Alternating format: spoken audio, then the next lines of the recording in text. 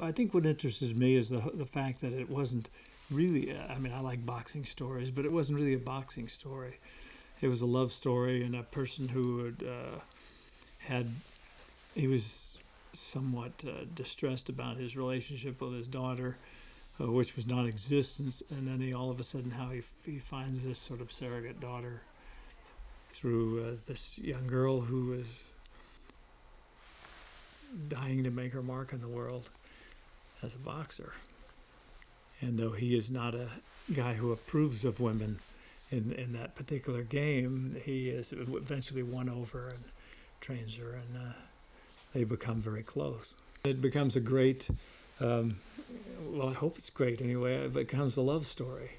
but not a romantic love story, but more a father-daughter love story. And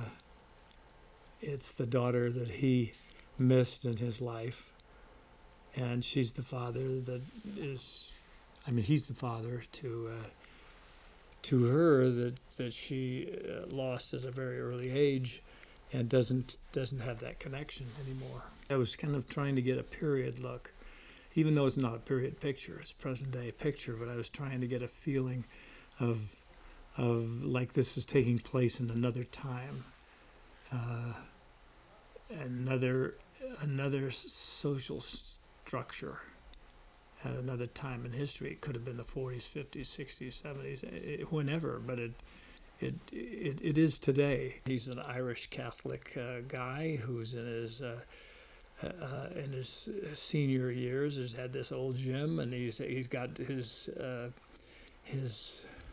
disillusionment with his church and his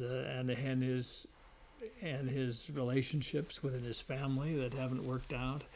and he's a man who's searching for something. He's searching, and through his reticence to